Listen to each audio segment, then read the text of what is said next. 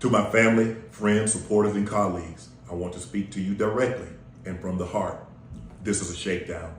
I'm going to be open, transparent, and defend myself because this isn't right.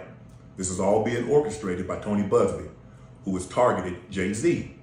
Tony Busby targets black men, and I believe he's going to release a 30-second clip of tape that tries to make me look guilty and play into every stereotype you could possibly imagine. While the third text says, I want you to put a dog collar around my neck, all freaky, and choke me with it while you're, what other word can I use for this? Making love to me. Use your imagination. I ain't getting demonetized for y'all. Love me or hate me, God knows you made it when he let his eyes on me. Why would Shannon Sharpe put himself in this position? Welcome back to my channel. My name is Rogan. This is ThisBahamianGyal. On my platform, I do social commentary and reaction videos. I encourage my audience to have private conversations in public.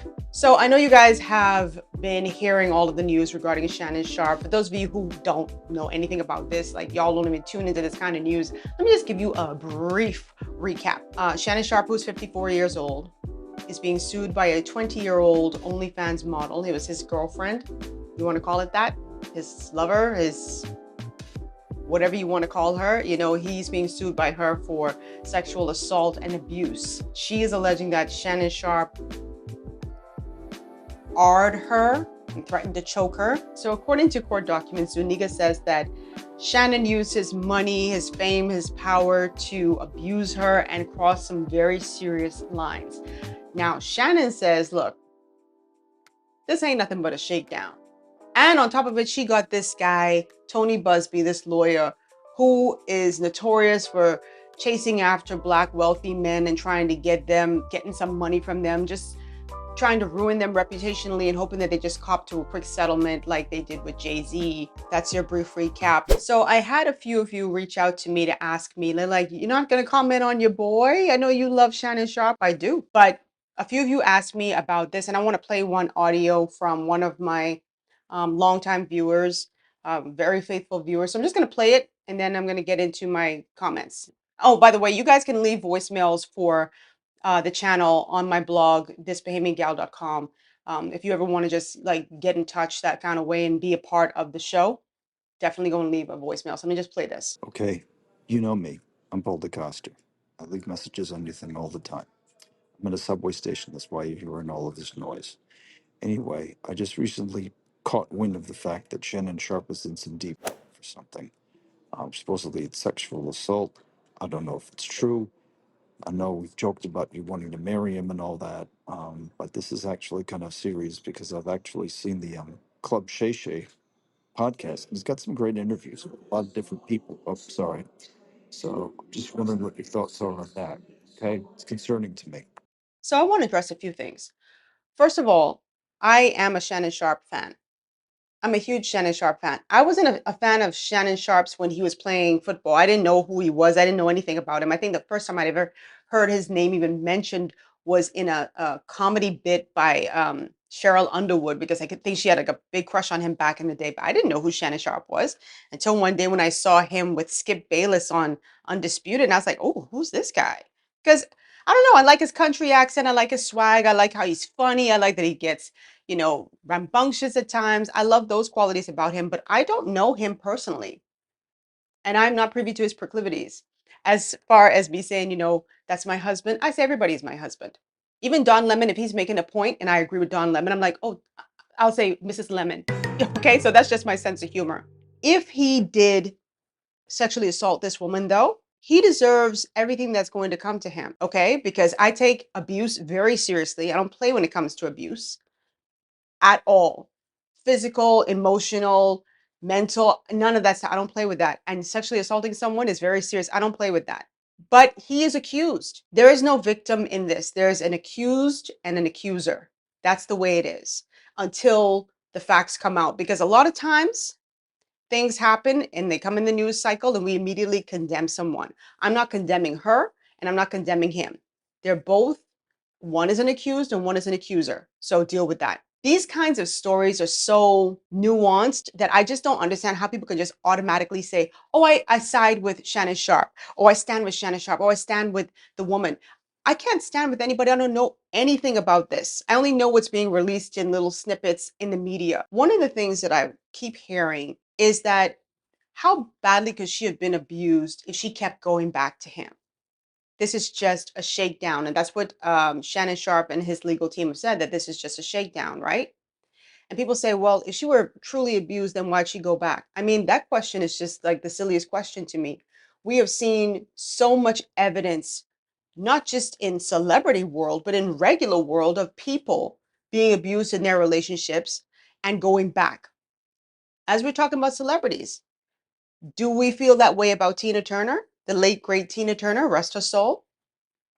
She was abused by her husband, her late husband, Ike Turner, and she kept going back and staying with him until she finally got the strength and she just left completely. I also think back on like when Rihanna was abused by Chris Brown, and I watched that in real time. I remember seeing all the images of her being abused, and then the news cycle exploded, the tabloids exploded, everybody was talking about it.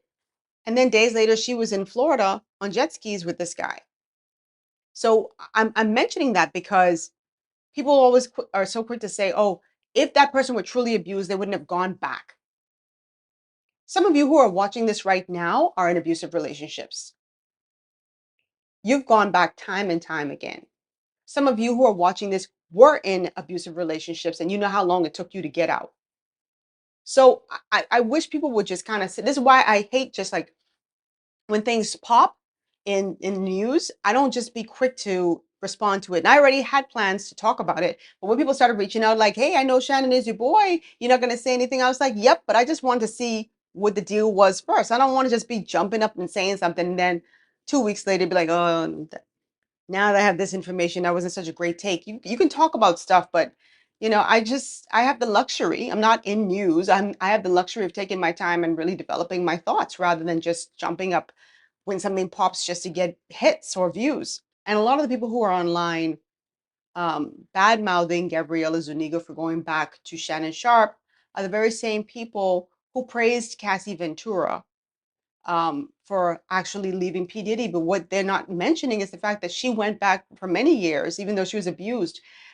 People don't understand like domestic violence and that sort of abuse, especially when there is a stark difference in the power dynamic.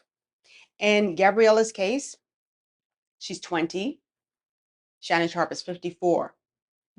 Now, I'm not telling you ain't no slick 20-year-olds out there. Ain't no smart 20-year-olds out there. They are, but that experience, that carries a lot of weight.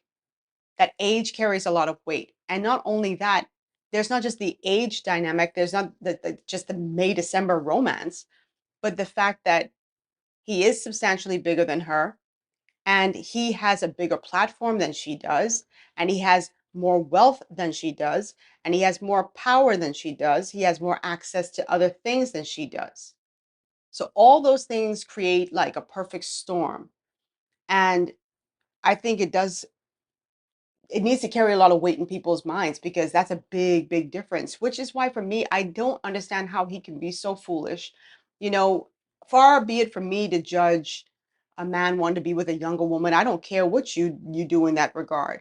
But I think when you are the partner who has a lot to lose, and in this case, he had the most to lose, he should have been more careful. You can't be running around with certain women.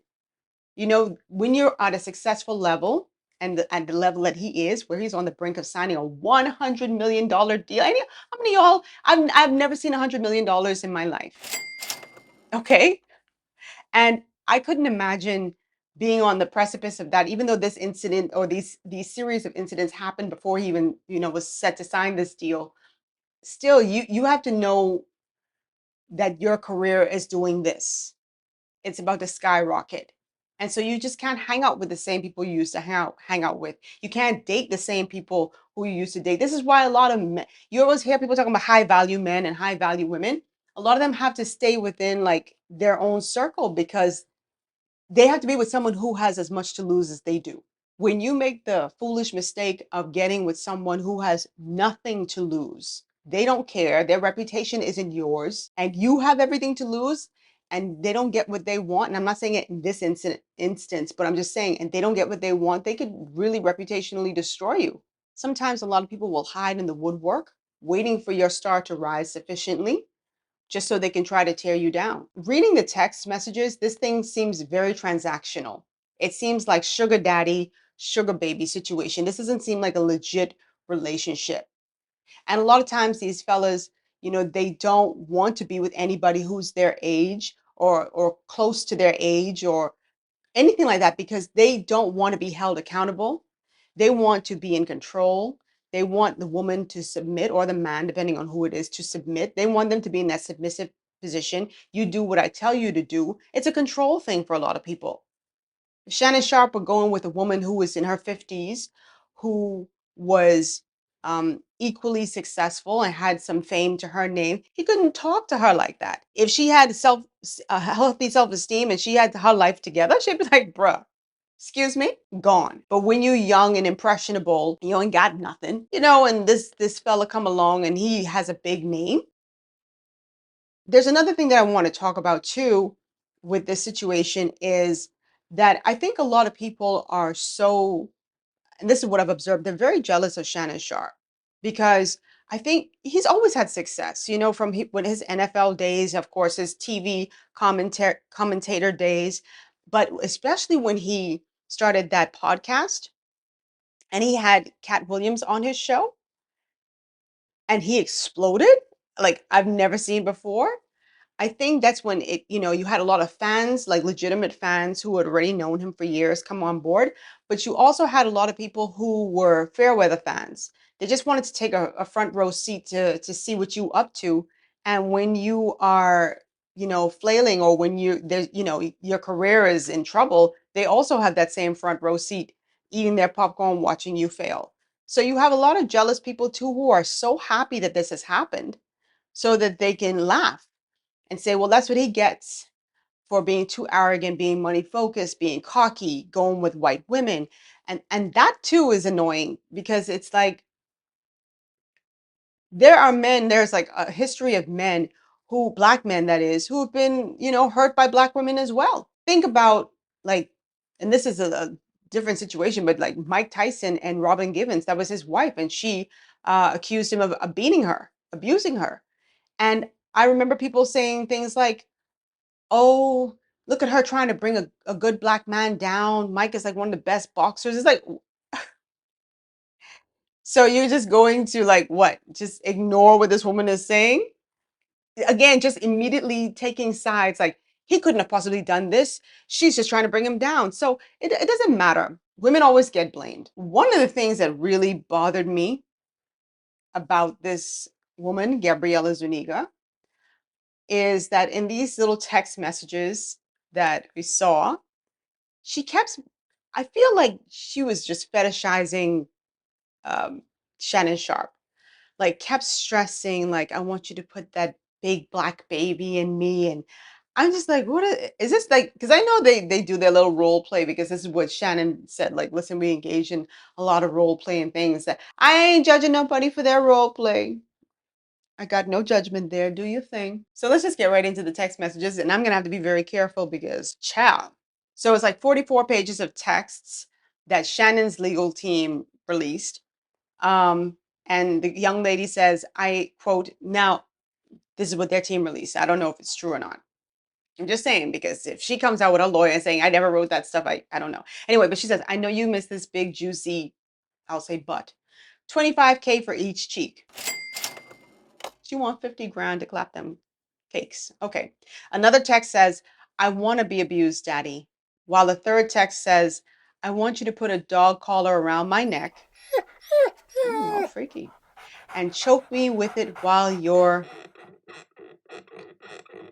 what other word can I use for this? Making love to me. Use your imagination. I ain't getting demonetized for y'all. Another text says, you better crave it because you're going to be stuck with it for life after you put a big black baby in me. Let me read that differently. You better crave it because you're going to be stuck with it for life after you put a big black baby in me. I just thought that was really weird.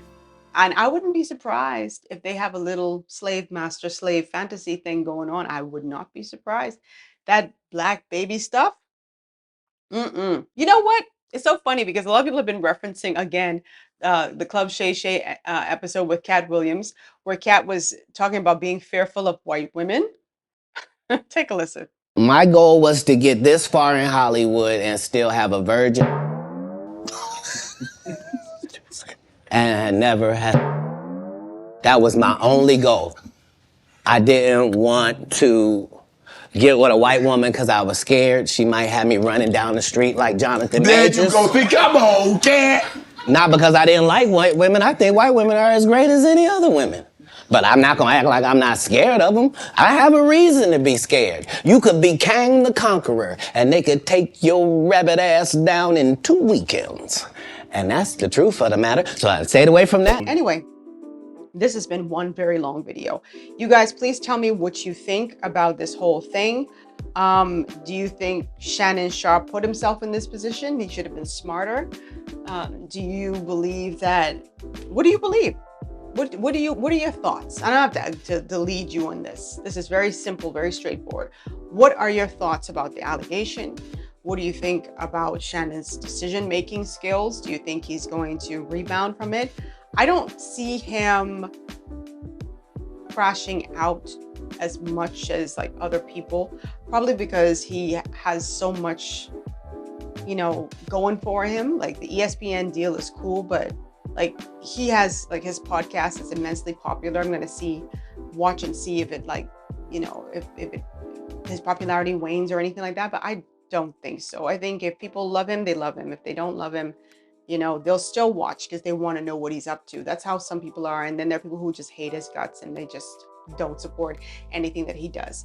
Anyway, guys, I'd love to hear what you have to say about this. Please go down below in the comments box, the comment section, and let me know what you think about this whole fiasco. Whatever it is that you think. If you agree with my take, drop it down below. If you disagree with my take, drop it down below. It's all feedback. And even better, you can go to my blog, ThisBahamianGyal.com, look for the send voice message box, and send me a voice message up to 90 seconds, I believe, and you can be potentially featured inside of my next video. I'd love to hear what you all have to say. Follow me on Instagram at ThisBahamianGyal, and of course, subscribe to this channel. Give this video a big thumbs up. I cannot stress that enough. If every one of you who watches my video liked it and just actually liked it, it would mean so much to me because it really helps YouTube understand that this is valuable content, that it's entertaining, it's something that you enjoyed, and that it's something that somebody else might enjoy. So once they see that, you know, some of you don't like to comment, and I get it, but just go and hit that like button. That helps a great deal. And if you would like to support this channel, you can become a channel member. All the details are down below in the description box, or you can buy me a cup of coffee. The buy me a coffee link is down below as well. And I'll put the QR code on the screen. Anyway, guys, I am hungry, thirsty, and tired. Sorry, my voice is starting to trail off. So I will see you guys in my next video. Love you guys. Mwah. Let's wish Shannon the best. I hope he's gonna be okay. And if he did do this stuff, then he deserves to pay for it. Because one thing I am never gonna do is be like knowing that someone was hurt and ignoring that because I like a celebrity. It'll never happen. Bye. Mwah.